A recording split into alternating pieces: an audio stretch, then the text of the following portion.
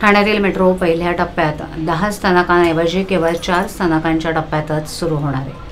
राज्य सरकारच्या महापारेषण कंपनीकडून वीज वाहिन्यांसंबंधी परवानगी मिळण्यास विलंब झाला असतानाच राज्य सरकारनं मात्र सेवा सुरू करण्यासाठी डिसेंबरची तारीख घोषित केली। त्यामुळे सध्या पूर्ण असलेल्या 4 स्थानकादरम्यानचा या मार्गिकेचा पहिला टप्पा प्रवासी सेवेत आणला जाणार आहे। यासाठी मुंबई महानगर प्रदेश विकास प्राधिकरणानं कसोशीनं प्रयत्न सुरू केलेत। ठाण्याला मेट्रोद्वारे मुंबईशी जोडण्यासाठी घोडबंदर रस्त्यावरील गायमुख कासारवडोली ते मुलुंड घाटकोपर मार्गे वडाळा अशा उन्नत मेट्रो 4 आणि मेट्रो 4चं बांधकाम सुरू आहे।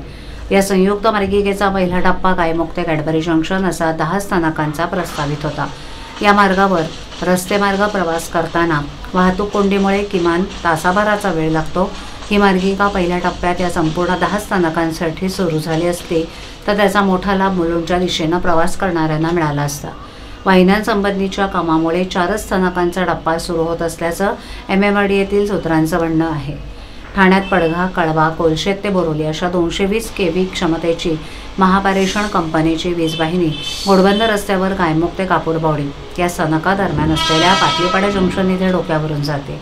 त्या ठिकाणी ही उन्नत मेट्रो मार्गिका उभी करण्यासाठी वीज वाहिनी उंचीवर नेण्याची गरज होती।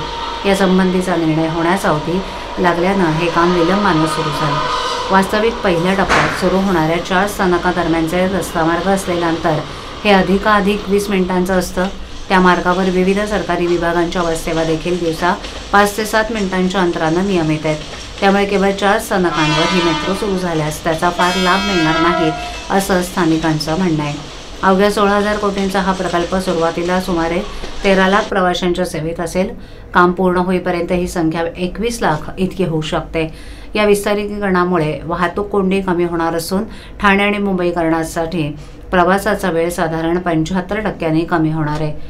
चाचणी फेऱ्यांदरम्यान मुख्यमंत्री फडणवीसांनी कॅडबरी जंक्शनच्या पुढील मार्ग एप्रिल 2024 तर संपूर्ण मार्ग ऑक्टोबर 2027 पर्यंत कार्यरत होईल असं आश्वासन दिलं होतं।